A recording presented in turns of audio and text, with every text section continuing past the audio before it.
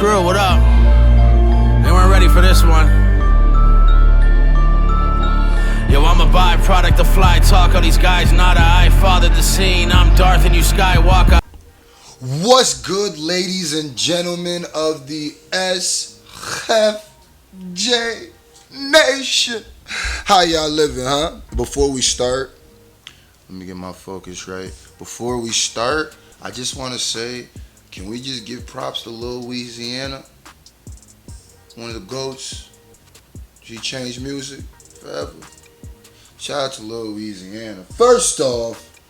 Second off, shout out for everybody and shout out to everybody who has been listening to Script, the album. I know y'all keep asking me when is it coming to Spotify, Google Play, iTunes, whatever. It's coming. Just been dealing with some stuff with different things of the project, but it's coming. So stop tripping and trust me, when it comes, you'll be the first to know. Well, the second to know, because I'll be the first to know. Well, you might be the first to know. Actually, you probably are going to be the first to know because with how y'all been asking for this little project to be hitting the streaming platforms, y'all definitely probably going to be hitting me with it before I even make the announcement. So I appreciate whoever's the first person that says, it's on all streaming platforms. And without no other streaming platforms, we already hit 100,000 combined views on Script, man. 110,000, man. Appreciate all y'all. But let's talk about what we are here to talk about. Oh, ladies and gentlemen. Eminem versus MGK. It has been a year since Rap Devil. Isn't it crazy that already a year has passed? My dreads were a lot shorter. I had less facial hair. I was young and naive on this YouTube game. I think I might have still been reaching out to Dax. I think I might still want to do a feature with Dax. Was this before that? What I'm saying is, oh, how 365 days changes so many things but keeps so many things the same. That's a bar. You can have that one. Go ahead. You can keep it. I'm not mad at you. Keep it. Oh, my battery gonna die. Don't worry. I'll switch it up. Hold up.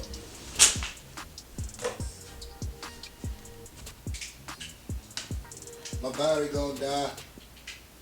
I don't even know if I'm gonna cut this part out because I'm keeping it real rugged raw. Anyway, so a year ago, my man, Machine Gun Kelly. Well, a year ago, Eminem dropped the Kamikaze project like a bomb on hip hop. M said, listen here, ladies and gentlemen of hip hop, y'all wasn't like, you know what I like about Kamikaze? Kamikaze low-key erased Revival out of the My bad, y'all. I had to change the battery. It had died. I be doing this stuff and low-key be forgetting they changed the batteries. I be working so hard. It's like my second video today, whatever. Anyway, a year ago, and like I was saying, what I really enjoyed about Kamikaze the most is that it kind of erased Revival right out the conversation of hip-hop, and I loved it. I loved it because Revival was garbo for the most part, especially, and it didn't age very well either. And Kamikaze was so much better. It gave you a second option, like, yeah, we ain't gonna talk about that one. But a year has gone by, 365 days. Eminem drops the album, and on the album he disses MGK. We don't know who you are, Kelly. Barred him away because you know MGK had talked about his daughter. And then out of nowhere, MGK pops up with a video on Twitter, popping a bottle. He speaks on it. He's excited. He talking about this gonna be the greatest thing that ever happened to me. But was it? Oh, was it? We sit here a year later to speak and debate it. Was it? Probably gonna be doing a monthful about this. Monthful podcast channel. Make sure you subscribe to the Screwface Live channel. If you're not subscribed to that, you smoking pishki. I'm just saying. stop smoking pisky. It's bad for your health. Real bad for your health. Anyway, so MGK pops the bottle, goes, records Rap Devil.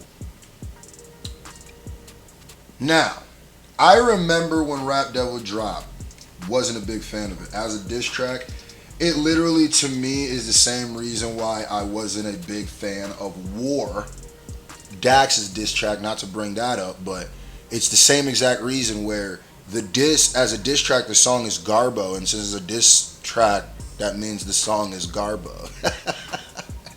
The song to me was just, it wasn't great, like, weird beard, that just wasn't great to me, right? Just wasn't great. And then Eminem responds with Killshot. But let's not act like he responded right away. He had plenty of us waiting with bated breath. He really had us sitting there like, is he or isn't he? Is you is or is you ain't my baby? Are you going to do it? And then he did it. Boom. The internet breaks. You know one thing that people just low-key stop talking about that whole jump, which is hilarious? The fact that Eminem brought up the fact that Diddy just, the whole Pac line, that was a little hot topic for a second, and then people kind of just let that one, we're going to go ahead and not talk about that line, because that one was a little crazy there. I still think, like I said, to me, it was such a crazy thing for M to say at the time because how close M is to Dr. Dre. Now, anybody can say that bar, but it holds a different weight when Eminem is saying it with his attachment to Dre. So it's just like, oh no!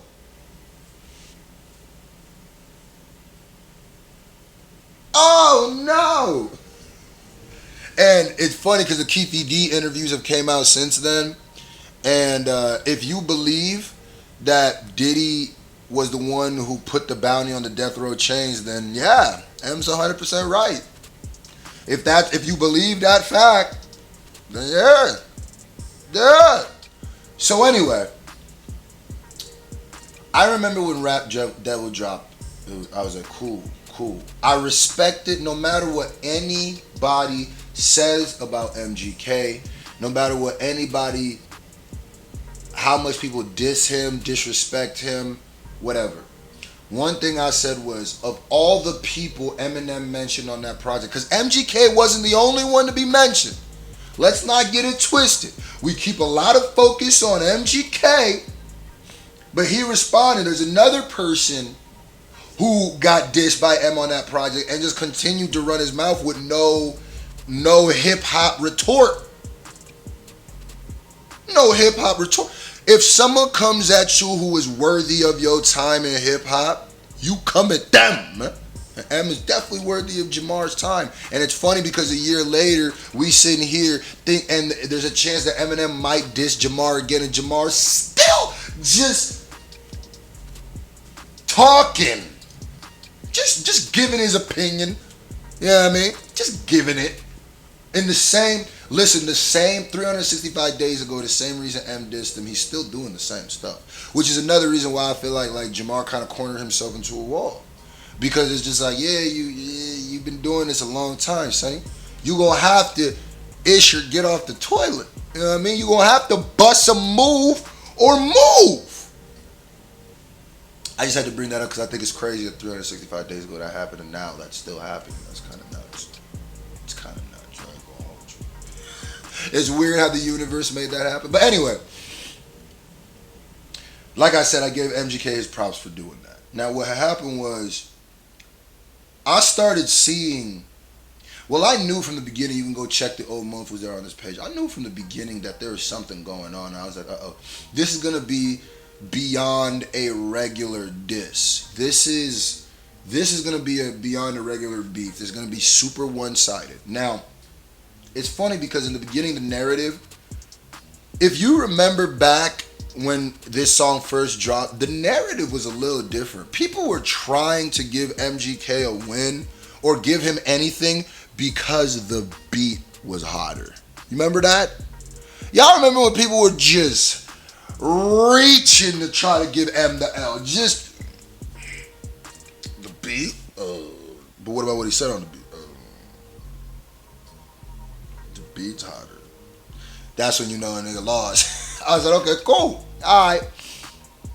But what I started seeing was this started manifesting and taking a life of its own to a really crazy point where MGK was getting punched in the middle of shit, like nads, right? I gotta say nads. Was getting hit in the gonads, in the touch me, in the brother, sister, mother, son, daughters, man. Getting hit right in them joints, right on stage.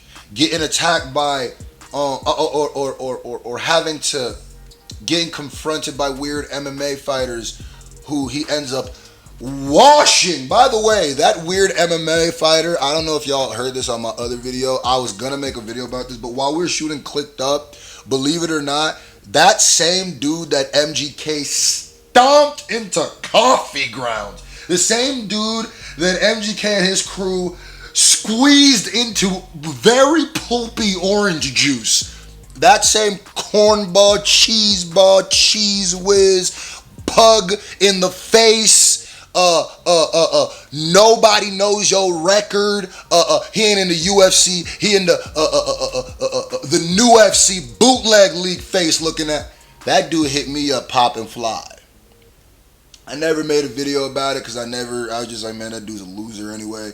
And once you get stuck, like, that was the one dude that I saw in the time where it was cool to hate MGK, try to go at MGK, and people still look at that dude like, that dude is a clown.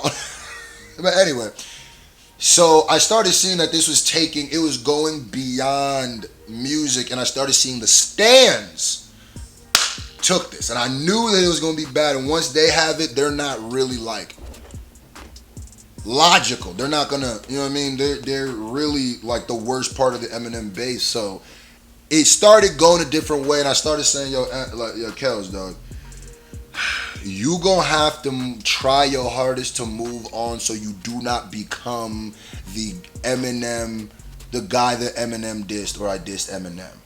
Because it was not working in his favor, and you can see how the toll it was taking on him. And it's funny because then he later on, he drops 13th Floor, where he's essentially saying how much he had to go through behind that song. How much that his family was being affected during school, his daughters were being affected during school. He was saying all this stuff, how that song really was a kill shot, no matter what he said, because 13th Floor was the confirmation that, yeah, that dude hit me beyond music. It took me to a whole darker place in my life where I felt the world was against me, and I knew how it could feel that way. So I was like, bro, you gotta try your hardest to not be the Eminem guy, the Eminem dissed me guy, right? And then I felt like MGK probably started feeling that too. So he started doing the movie. He started doing Bird Box, where he played the Motley Crue movie. He started trying to diversify his bond, stretch out his tentacles, try something new. And I liked it. Go back and watch my videos. I said, okay, doing your little movie thing. All right, this is what you do. Take a little break because the block is hot for you right now in hip hop. You got the stands on you, so the block is hot. The block is hot. You know what I mean? And the worst part is you're so engulfed in that bass, there's no escaping it. So the block is hot. And MGK kind of did that for a while. Here's the thing I won't blame MGK and Lord Jamar about. When you're passionate about something, no matter when it gets brought up, how it gets brought up, you speak on it. Where I think is corny is when they try to act like they don't care. Jamar more than MGK. So then MGK was being asked and Eminem kept being brought up. He kept doing Rap Devil, which I'm not mad at him for doing because that's a song. He kept doing different things during the Rap Devil promotion. I just felt wasn't the greatest move for him at the time. But hey, grab your sword, grab your shield, go to war. That's what's supposed to happen. And it's funny because before I started shooting this, shout out to my man Maurice J on Instagram. He sent me this little video article where MGK shows Eminem's tombstone on stage during Rap Devil Diss in London. Now there's a whole article. I'm not going to read the article. Basically, MGK is trying to convince himself he won that because of how much backlash there was. So it kind of fell on the wayside. But then I kept seeing more and more stuff getting brought up. Not everything was MGK. When Eminem was performing in Australia that time and everybody was like telling him to do Rap Devil and he said, we don't speak on the dead, whatever like that, But that's M leaning to it lightly, very lightly. But then MGK keeps it going, and I know that to a point there's nothing he can do. He cornered himself where that's the only thing the media is going to want to hear from him, and blah, blah, blah, blah. Then he announces, we skipped over the binge EP. Rap Devil happens, he drops a binge EP, and then we're like, yo, take a break because it's not looking good for you. It's just not looking good for you. And I knew it was crazy because I knew people were going to poop on binge no matter what. I knew that. I knew people were going to poop on binge no matter what. I was confused when I heard it because I thought it was going to sound like some MGK and people were going to hate on it no matter what. I was confused when it didn't sound like MGK. It sounded like a whole different MGK, and I guess you evolve and you grow, but it sounded like a whole different artist. And I was like, oh, this is what you led with after that horrible decision, because now you just let the people who are waiting to hate on you, even if you drop some good stuff, you gave them all the fuel to fire at you continuously. He does that. Takes a little hiatus, but then he keeps bringing up. Every time they bring him up, he leans into it. He has to deal with it. Then he drops Hotel Diablo. At this point, the whole kicking MGK when he's down thing is wild corny to me. And when he addresses what he addresses in his song, how he addresses in Hotel 13th Floor, it made everything make a lot more sense. Then he does the interview on Everyday Struggle. So you see that this dude a year later is still going back and forth with himself on what he wants to do. A year later, he is no more out of the shadow of Eminem than he was before. And it's not even the shadow of Eminem, it's the shadow of Killshot and Rap Devil. He is no more out of the shadow of that beef than he was before. He is no more like, what's the word? Like, the newest album he dropped sold more than this other album. But the major thing that people wanted to hear about was M and what was going on. Now,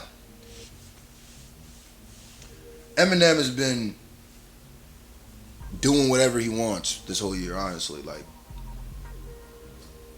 2018 and 2019 was a very good year for M. M was a little quiet 2019, but it's because he did so much in 2018. But 2019 was a good year for M. Going further, MGK is going to still do Rap Devil. The stands are going to look for a reason to hate on him no matter what he does. So I'm going to say it like this, Kels. I'm here for it, you know what I mean? Just drop good music. Keep rapping. Keep doing your thing. And we're going to see what happens, because I definitely believe I don't know actually. I used to not believe that MGK and Eminem could ever come together and do a song, but never say never. But at the same merit, I also think it's a little corny when two people beef and everybody just thinks, oh, y'all get together and make a song. It's just like, man, y'all, listen, and as an entertainer, I hate that, because y'all just, whether the Zeppelin is flying or burning to the ground, people will watch. And if you don't get that metaphor, that might have been the deepest ish I've ever said. Whether the Zeppelin is flying or burning to the ground, people will watch. I'm gonna end the video right there. A year in review, Eminem versus MGK. What do you think? Has M had a good year? Has MGK had a good year from that? Has he recovered? Has he done better? I would say he's definitely recovered if his album sold more. But put in the comment section, keep streaming that script, and make sure Slime Shady's at 100,000 views right now. We going for 150. We not playing with them. By the way, I'm gonna keep dropping this little hint. I know I just dropped the script project, but they got me feeling like I got this little plan because I love the way the Slime Shady worked, and it was so like relieving being able to get out like that. And I think after Slime Shady, a lot of people saying like, "Oh, okay, so he the one who don't give a." So he like the new age Slim. Okay, all right, now I get him a lot more. I might have to drop that Slime Shady EP. Shh, we out.